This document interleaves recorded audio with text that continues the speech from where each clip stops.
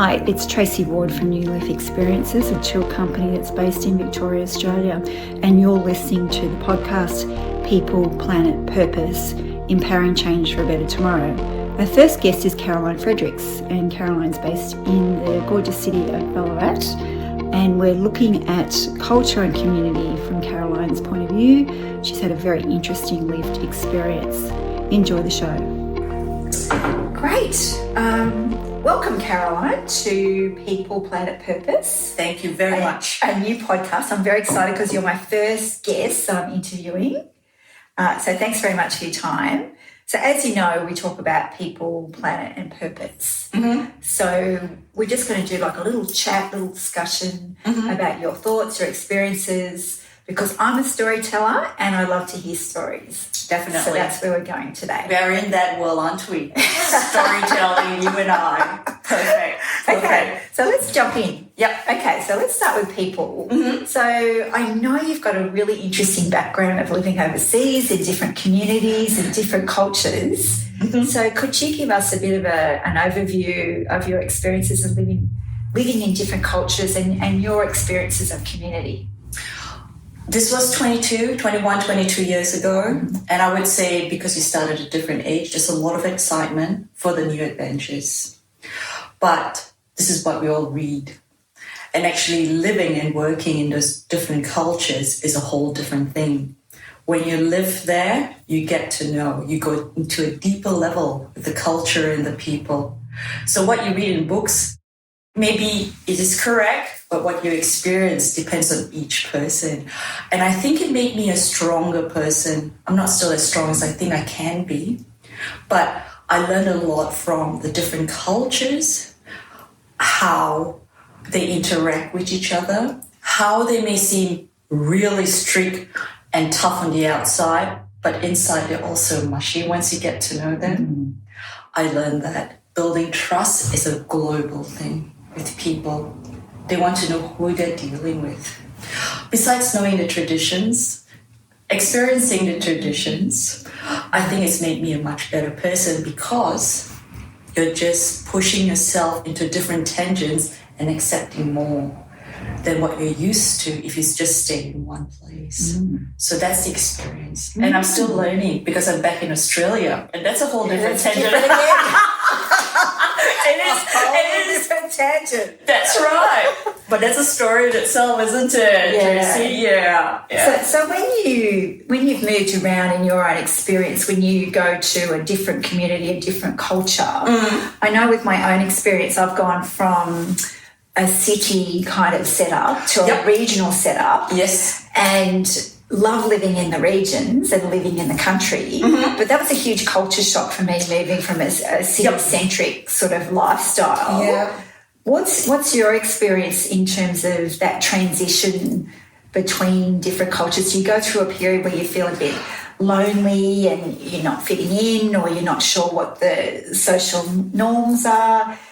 How's it been for you?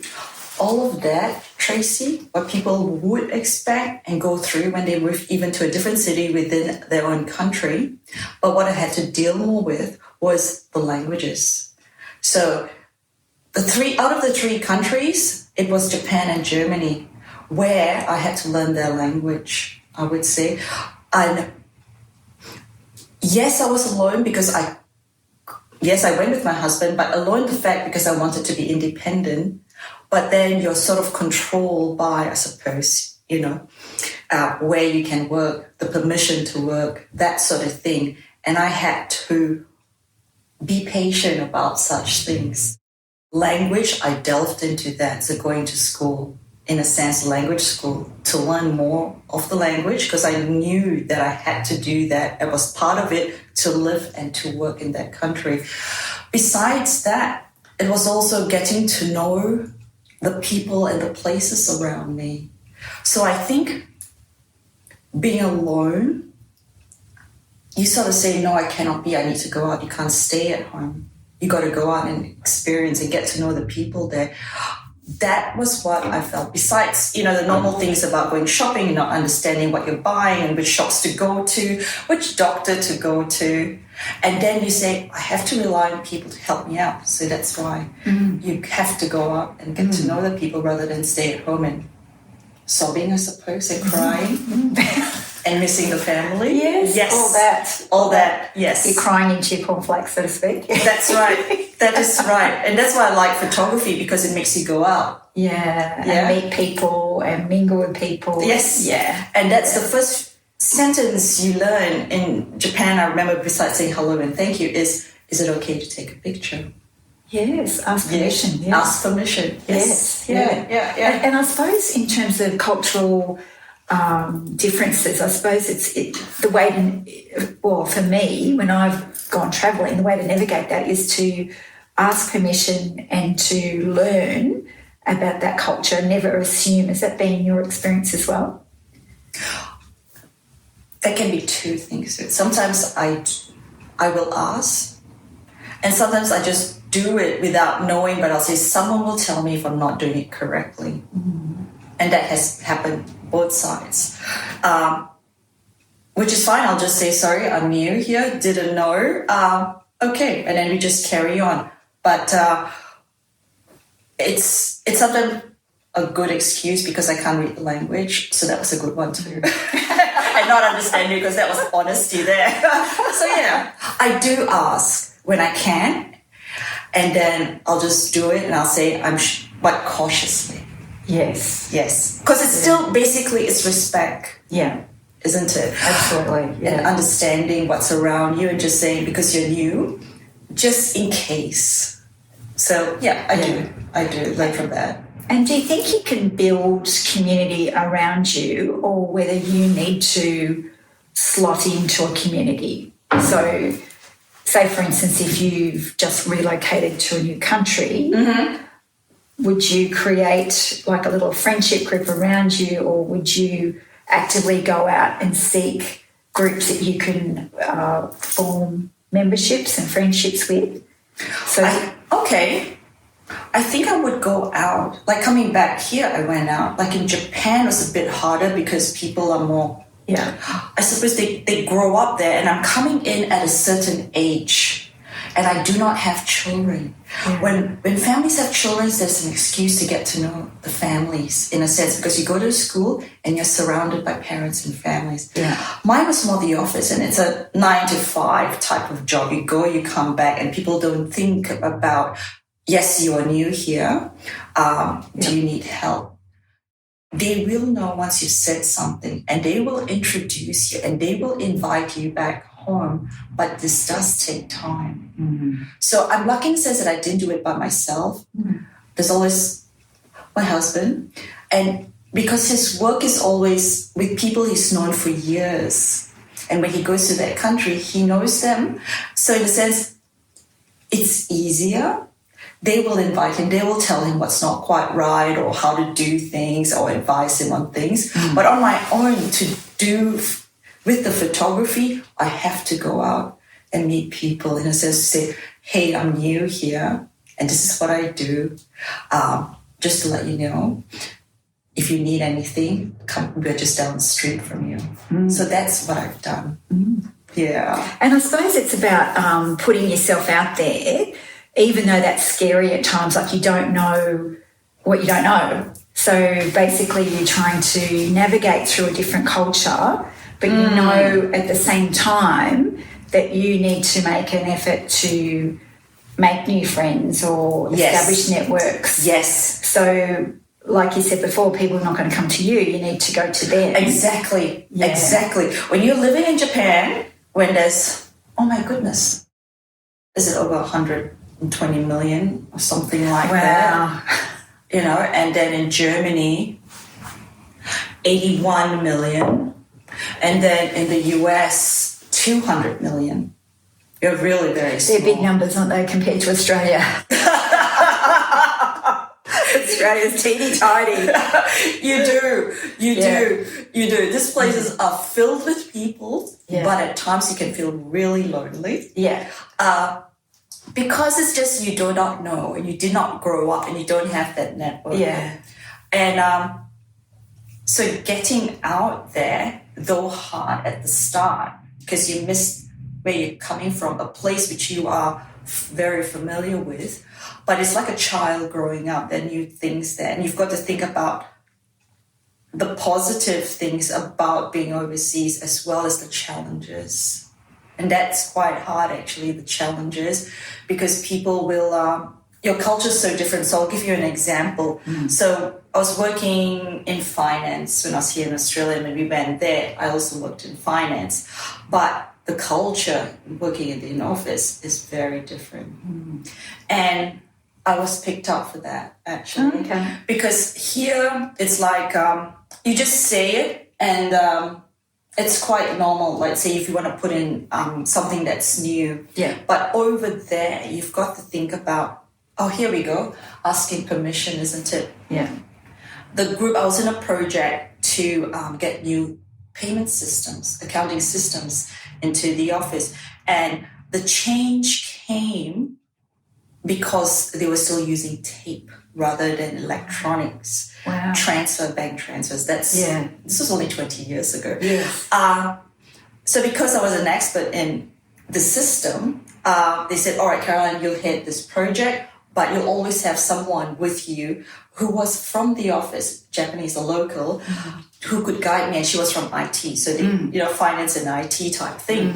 And people at first didn't take too kindly to that. It's like, why do we have to change it when we like the old system? I mean, you get people coming in from the bank at a certain time of the day, taking away magnetic tapes, whereas they didn't have to do that if they did this accounting system. It's all electronic. So I was pulled into my manager's office because she said, Caroline, with the culture here, you're going too fast and too strong. And I thought, okay. That's interesting feedback, isn't it?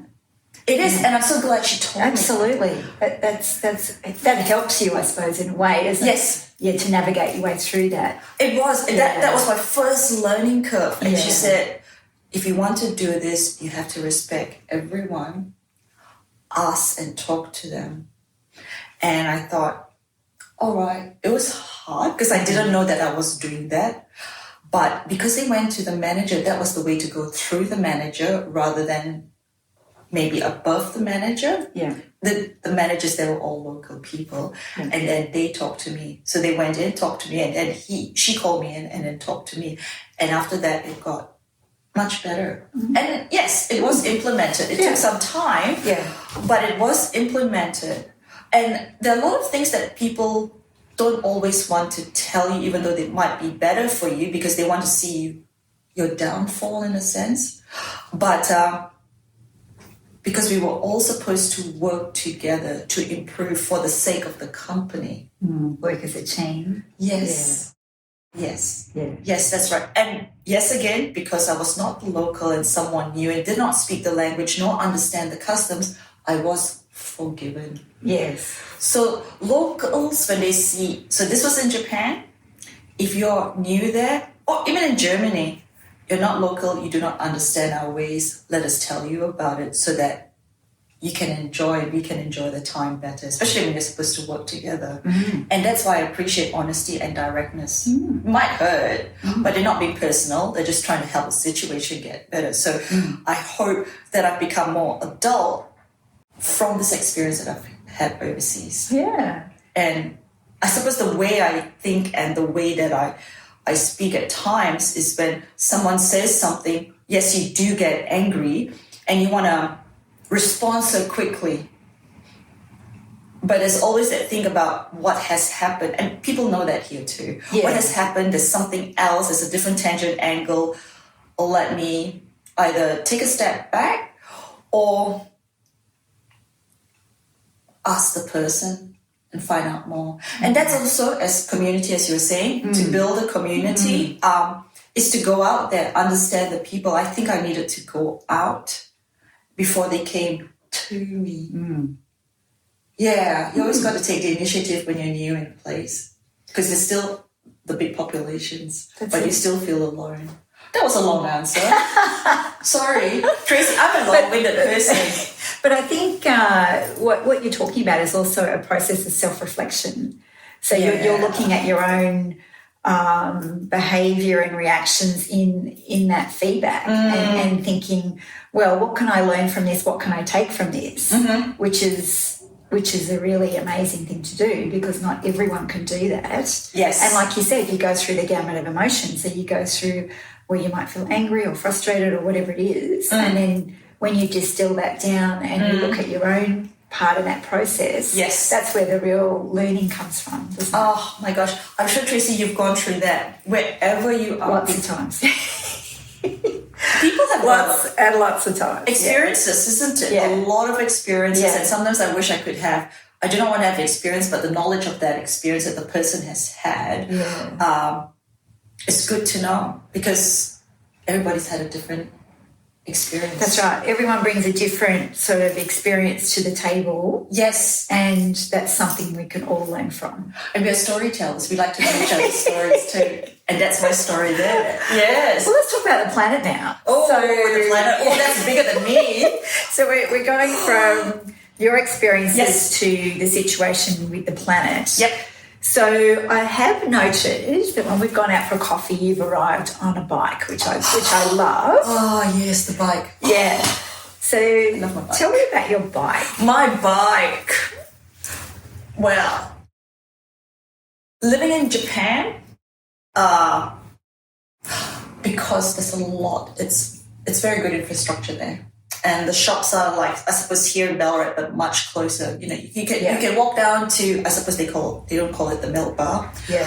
That's the dry cleaner. Right. Each little city has got a lot of shops in its own. You know, the little veggie shop, the little the 7-Eleven 24-hour convenience, the little restaurant, the little holes in the wall type thing. Yeah. And wherever we lived, we were never far. I mean, far is like 10, could be 10 minutes walk, could be 15 minutes walk. Yeah. And it's even shorter when you need to get to the train station. And the train station was always connected so well, even if you're outside the city, which could be your 1 hour ride. That's the first time for us, 1.5 hours. And we had to connect from 3 times. And going to work was really tough, actually. But when you have to take the train everywhere, because driving is worse, and the roads are really narrow, and it's really funny because Japan is a country where they make cars, isn't it? And everybody drives either a Mazda or a Toyota or a Mitsubishi or a Honda, because that's where they manufacture the cars. And you get to see that, and it's like they will have a car, but for their holidays. Everyone else, for example, Shinjuku. Everybody knows the Shinjuku crossing, I think. So the Shinjuku station is there. About 10 million people, boom, boom, boom, every time. Train comes on time, every 3 minutes, you know, and they're all very structured and disciplined in their way when they line up for the train. So no bikes on trains. Right. So is there a place to park your bikes in the station? Yes. Yeah. They're sort of dropping down at times because the winds and the rains and all the people. Right. But the love of the bike came because of that, because I didn't need a car to travel around much. Only when we went on holidays or far away, we used that. And the bike actually is a bike that I bought here in Australia. Right. Followed me to Japan. Wow. Got its own registration, little sticker. So that it got stolen, because anybody can steal a bike. That's right, right? I still got the bike. You can trace it. Oh, yeah. Yeah. It's called, in Japanese, it's called the mamachari. Oh, I love it. The mamachari. Yeah. Mother, right? Yeah. Chari is chariot. Oh. So the mother's chariot. Got it. Because mothers would go shopping with their kids either on the front or the back. Yeah. And I was one of them, not with the kids, I mean, but with the basket to go shopping. Yeah. And it's just that freedom, and you see everybody riding on a bike. Same thing in Germany. We live in a little village. The trains were easy to get Everyone's to. on their bike. And I could go riding. Yeah. And medically, the doctor said, because of what I had, he said, it's good for your knees. Go riding. Yeah. It could be the gentlest sport for you to do at the moment. So that's why I love the bike. And around here, I think that's why we also moved to a smaller community, because living overseas, we're used to that. And I could ride my bike down to the city. Yeah. So do you think Ballarat could learn from your overseas experiences in terms of, use of bikes or accessibility for alternative transport? Do you think Ballarat as a region is still emerging in that area and still learning? I want to say, well, it's very different. I want to say it's very different in Ballarat. I wish it would. When it comes to, first they have to get the roads done correctly. Yeah. The lanes, for example. Yeah. So that is bike lanes, provision of bike lanes. Yes, provision of bike lanes. There are bike lanes. I wish there's more, but they're not in all areas. They're not in all areas. And yes, there's still that danger of you can, because you're so exposed, isn't it? Like a motorbike, you're so exposed to the road. I mean, I try to light myself like a light up, like a neon sign when I go riding at night. But there is training. When I was in German in school, the police will go around with the kids back and front, and there's a test that the kids have to go through to pass their bike test. Oh, so is it like with road rules and that sort of thing? Exactly. Road safety. Yes, how to use your hands. Because I followed the kids one day. Yeah. It worked for them. I wanted to know. So here, bring myself out to the community, right? Yeah, love it. You start at, kid level. Love and that's how you are. You're an adult at 24, 30 years old, but your experience in that country would be like a newborn, or maybe a 2 or 3 year old, right? Sure. When it comes to language, I couldn't express myself worse than a kid that's 2 or 3 year old to say things, to communicate. So your language overseas, German or Japanese, is like right down there. Your English is there, mentality is there, experience is there, but communication skills. And Japanese is hard because it's all character based. Yeah, of course, very hard. Yeah. So back to the road rules, because I just wanted to learn with the hand signals and where are you on this little skinny road when you want to turn here, because there's no bike lane. They can't always provide for a bike lane, I understand. Yeah. So that's what I learned doing that too. So that's putting yourself out there. That's right. Yep. Yeah. And learning from the kids. Because the big buses were all electronic, so you cannot hear them. And here I am coming to a traffic lights, and did not know there was a bus behind me. But they are so disciplined and so good that they'll stop behind you. But you have to make sure you have your lights on. Yeah, so they can see you. Because I was stopped by the police one day. Oh. Just 2 minutes down the road from my house. Because you didn't have your lights on. No, because I had headphones in my... and you can't hear anything. And I can't hear. And guess what? This is how I learned. Safety hazard. I was going down the wrong way, a one-way street. Yeah. So there's so many things wrong with that picture. Oh my God. The police that they were out. And they were like at the junction, just right outside my house, and then further down. And then when there were cyclists coming up or going down the wrong way, if the first one failed to catch them, the second one was there to catch them. I thought, what a day. And that's another story. Another story for another day. Tracey. So yes, I would love it if schools here, or pedestrians, drivers and cyclists were taught and understood the rules and the safety of riding on bikes. Yes. Or for bicyclists, for both sides. Because cars are parked by the side of the road where the bicycle lanes are. Yes. And as bicyclists, you have to be aware of, is there still a person inside, and the door's going to open, because that's where accidents happen too. Yeah. Things like that, bumps on road. Going over train tracks, for example, because things jump. So I have to be careful about where these areas are. And I find that when I cycle, I'm more alert too. Right. Because you have to watch. You're not in that safety where you can listen to your music, or, you sort of lull off sometimes. Yes. But I can't ride distances. I mean, like you travel to, say, Dalesford. You can, but it's going to be quite tiring. Yes. That's right. And a long day. But I enjoy that because it keeps me alert. It keeps me just out there, also enjoying the fresh air. Of course, yeah. So, I do love my bike. So let's talk about purpose. Okay. Yeah, so some people say they have a life purpose, or their purpose has changed, or their purpose is tied up with their work. Mm-hmm. What would be your take on a purpose? Because I am a photographer, The passion of photography has stayed with me ever since I started and has grown stronger, which is to tell stories of people through photography.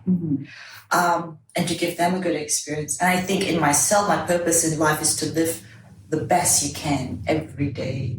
Remember that Latin phrase from, what was the movie with Robin Williams? He was a teacher, I believe. I cannot remember. I can't remember either. Yes. Yeah. Anyway, it was seize the day. Oh, carpe diem. Yes. I also think that through photography, I always say make your life extraordinary. Yes. Because you're in control. You're the captain of your ship, That's of right. your life. That's right. It's hard to do that every day. But sometimes you can take a step back, whether this is like every quarter, like an annual revision type thing. Yeah. Step back and take a look at what you've done in your life, or the 3 months or the year, and see what you can do better. That's what I do. And I always try to learn something new, like podcasts. My goodness. I've never been in front of podcasts. Here we are. Things like that, new experiences to keep us going and keep us thinking. Yeah. So the purpose in life, make it extraordinary as it can be, because we only have one life, which is the saying people have always used. Seize that day, try and learn something new. Doesn't have to be every day. It can be 2 things a year. And if you like it, good. Try to continue that. And that's what I think it is, because that's the purpose in life for yourself too. It gives you a purpose to go on living. You don't have to say, oh, I want to die. I would love to die when I'm 94, 95. It comes, we don't know when it comes. No, that's right. But by that time, you can say, I've lived my life with purpose. Absolutely. Right? Because no one else knows about us. Not yet. We should be famous one day. We could be famous one day. We get each other's autograph. Yeah. But that's what I think. Whatever happens to you in life, you go back, you step forward, and then you go forward 2 steps, half a step backward. You know, it's this learning phase that we go through. So that's what. So life's a learning journey. It is a learning journey, and I'm thankful for the overseas experience that I've had to make you and myself a better person. Yeah, for sure. For where we sit down today to do what we do today. To learn from one another. Exactly. Yeah. And that's community, is to learn from one another too. Yeah, exactly. And to help each other in a sense that we don't have to be perfect for each other, because that is not it. The challenges make you perfect, isn't it? That's what I think, and that's what I have to accept at times, because I always want to take the best picture, but that's not it. That's not it. It's like the best picture is because you've put the effort in it, and maybe there's a little mistake, but you do better the next time. That's right. And the person might not see it anyway. It's just me being critical about it. Yeah. So, that's what it is. Great. So, Caroline, how can people find you and tell us about your business? In Ballarat is where you can find me. In Soldiers Hill, Sunflower Imaging Photo Studio. That's the website, which you can find me on Facebook and Instagram. Or 93909466 is the number. Thank you, Tracey. Great, Caroline. Thanks for your time today. Thank you very much. I enjoyed that. Cheers. Okay. Thanks for joining us today on this episode of People, Planet, Purpose. We hope you've gained some insights and inspiration from the stories and the experiences that we've shared. Remember, any small action you can take will make a positive impact for the planet and also for the communities in which we live. If you've enjoyed the episode, please rate, review and subscribe. And if you'd like to find out more information about our work in tourism and in the community, you can access the website www.newleaftours.com.au. So let's join together in terms of improving and exploring the intersect between people, planet, purpose.